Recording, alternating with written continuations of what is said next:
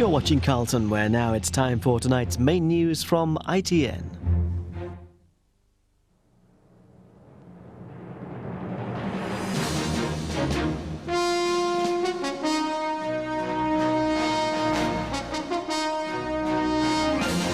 From ITN News at 10 with John Suchet.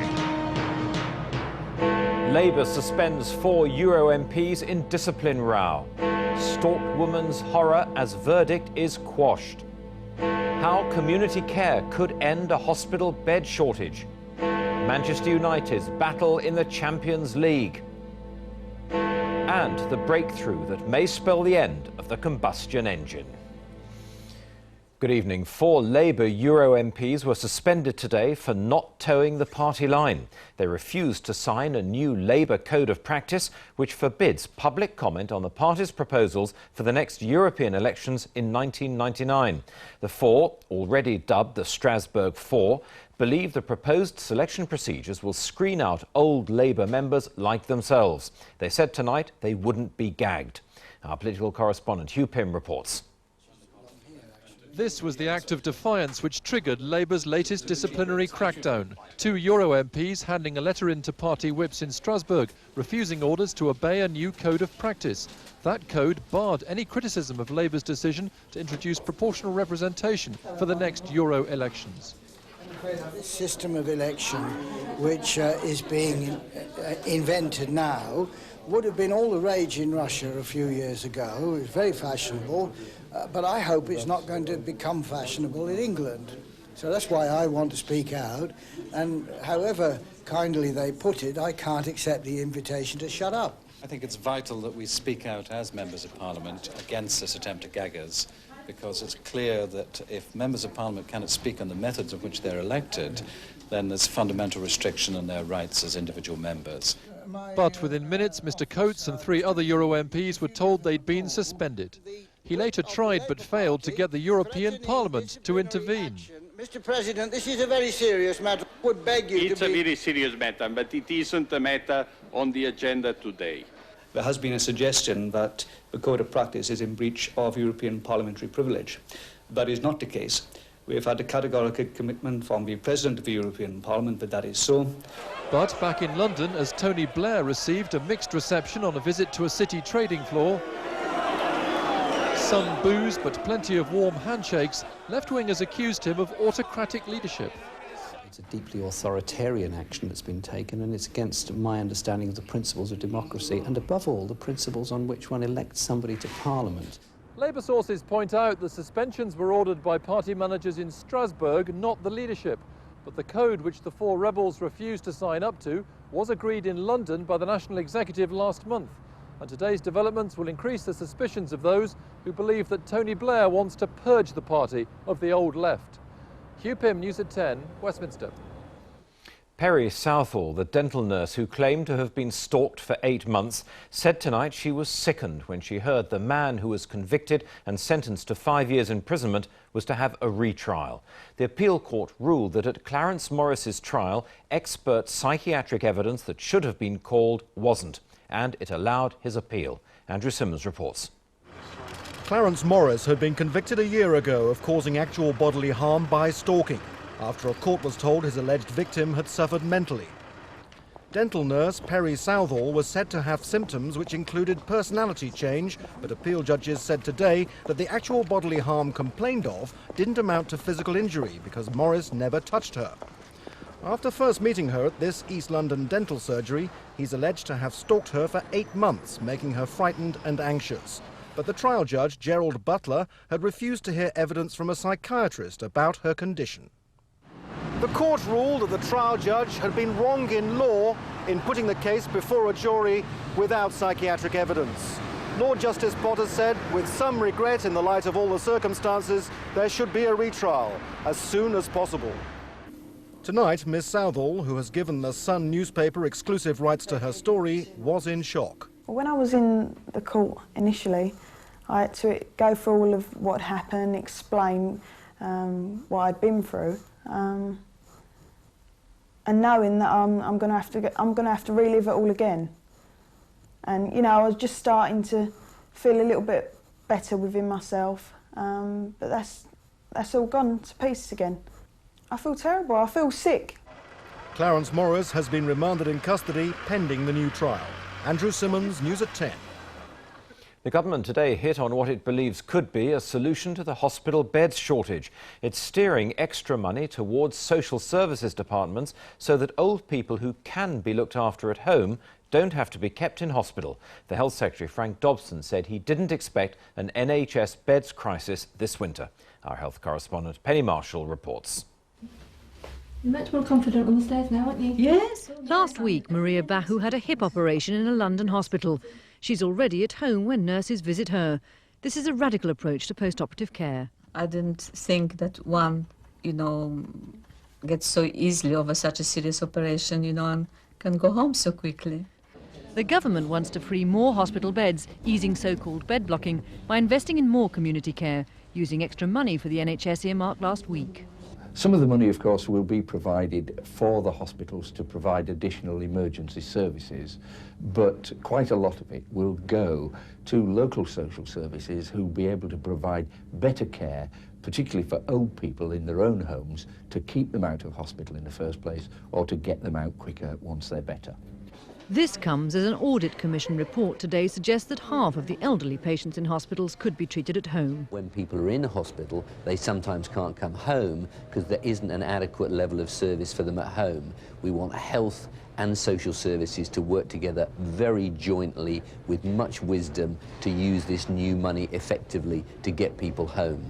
Too little, too late, say the Liberal Democrats, who warn still of a winter crisis in the NHS. In this winter, even with the extra money provided from other sources, 270 million's worth, the health service, thanks to the impact of inflation, will in real terms receive 160 million less this year than they would have received under the Conservatives. The issue of bed blocking is only one of the problems now facing the NHS. The government is anxious to move the arguments on away from funding and onto reorganisation and reform. But however they choose to change the system, in the end, any improvement is going to cost money. Penny Marshall, News at 10, at the Department of Health. Nigeria today threatened to gate-crash the Commonwealth Heads of Government meeting in Edinburgh, from which it's banned. It argued that it should be included when member countries debate extending the suspension imposed on the country 2 years ago. The Foreign Office said the Nigerians wouldn't be welcome and dismissed the threat as a silly stunt. A man was jailed for life at Manchester Crown Court today for the murder of the young Salford University graduate Rachel Thacker last year. She was said to have got into Duncan Birmingham's car in the mistaken belief that it was a taxi after a night out drinking with friends. She had tried to fight off his sexual advances. Our North of England correspondent Ben McCarthy reports. Tonight, Duncan Birmingham is beginning his life prison sentence at Strangeways in Manchester. He will spend at least the next 20 years behind bars after being convicted of the murder of Rachel Thacker. The 21-year-old graduate was about to start a career as an occupational therapist when she was abducted by Birmingham, who beat her to death and then burnt her body. Today, after the court case, Rachel's father gave his reaction to the verdict. We believe that justice has been done today, and though we can never bring our daughter back, we'll rest a little easier, knowing her killer is now safely behind bars where he rightly belongs and will be unable to offend again. Our memories of Rachel are good ones. She was a beautiful, caring and happy person whose promising life has been so tragically cut short. Rachel had been celebrating a friend's birthday in the centre of Manchester when she got into Birmingham's car, mistaking it for a taxi. After he'd murdered Rachel, Birmingham left her body behind a bin next to a pub about a mile from where he'd picked her up. The jury was told that material from under Rachel's fingernails matched her killer's DNA. In sentencing Birmingham, the judge, Mr. Justice Kay, told him, "This is a very bad case, even in the category of murder. I don't know whether it would ever be safe to release you. The nature of your offence is so awful."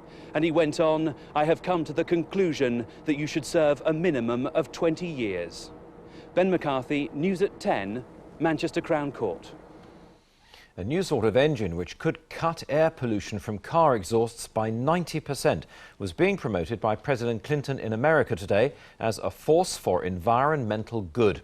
It would use petrol, but instead of burning it like the conventional engine, it would convert it into clean electricity. Our science editor, Lawrence McGuinty, reports. More than ever before, it looks like the end of the internal combustion engine is in sight. The pollution that's a major cause of global warming, as well as a ground-level nuisance, could be a thing of the past. Tonight, President Clinton finally spelt it out. America has to do something about the greenhouse effect and global warming. The United States has less than 5% of the world's people, enjoys 22% of the world's wealth, but emits more than 25% of the world's greenhouse gases. We must begin now to take out our insurance policy on the future. Clinton pointed to the announcement only hours before his speech of a new engine developed with US government money, an engine based on a fuel cell. This fuel cell technology could dramatically change the automobile industry. Conventional engines burn petrol, but the new design instead uses it as a source of hydrogen gas. The petrol is vaporized and mixed with air, producing hydrogen and carbon monoxide. Usually that's a waste gas, but here it's cleaned up, reacted with steam to produce more hydrogen. The hydrogen then enters a fuel cell, the key to the new technology. Oxygen from air reacts within the cell with the hydrogen. That produces electricity, which drives the car. Heat and water are the only byproducts. But critics say fuel cells aren't new. Only today, this car with a fuel cell engine was launched in London. Clinton, they say, is using technology to cover up his lack of commitment to tackling global warming. With the launch of this new American engine, the race for the car of the future is well and truly on. But it hasn't reached the high street yet. These three cars are the only ones at the motor show in Earl's Court with unconventional engines. Lawrence McGuinty, News at 10 at the motor show. More news to come tonight, including Louise Woodward's mother takes the stand in the Boston au pair trial. Jacques Santer warns the government, sign up to the euro or miss out. And is this enough to keep Manchester United on their road to European glory?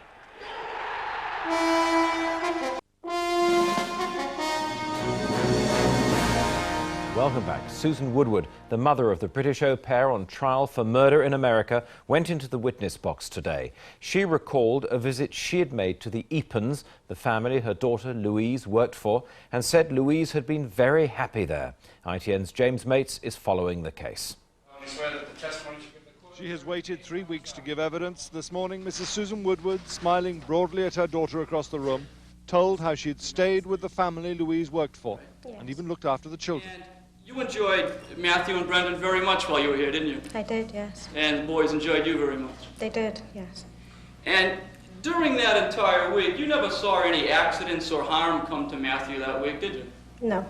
Wiping a tear from her eyes, she told her the plans they'd made for Louise to come home if she was unhappy. If at any time she wanted to come home, she was to just go to Logan Airport, book a flight, and her father gave her a Visa card in her own name to enable her to do that.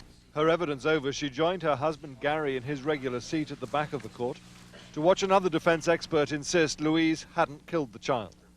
Do you have an opinion as to whether or not Matthew Epen suffered a severe trauma to the head on February 4th? That could not have happened that way. It's impossible physically. One possible weakness in his testimony, the fact he's being paid to give it. And could you tell us what your rate is for that compensation? It's $500 an hour. Another defence expert drew an audible gasp when he told what he was being paid. From the instant I walked into this courtroom earlier today until I walk out of this courtroom is $900 an hour. $900 an hour? That's correct. How that'll go down with jurors getting just $50 a day is anyone's guess. Nevertheless, the defence appear to have done a good job in establishing reasonable doubt. Tomorrow, Louise herself gives evidence. James Mates, News at 10, Boston. The President of the European Commission, Jacques Santer, made another attempt to bounce Britain into the single currency today. He said the countries in would be the winning team and warned that businesses which didn't prepare for monetary union would get a rude awakening. Our Europe correspondent Bill Neely reports. Monsieur Santer, Jacques Santerre had trouble hearing himself speak today, but when he did, the message was clear. Britain and anyone else who does not join Europe's single currency will end up as losers. Quant aux États membres, those countries, he said, have to ask themselves, what's the cost going to be of not being on a winning team? He didn't spell out the cost of spurning the euro to keep the pound, but he had a clear warning for businesses. Prepare yourselves and don't miss the boat, he said, because there'll be a rude awakening for those who don't prepare. Later, he challenged Britain directly, confronting those who say the single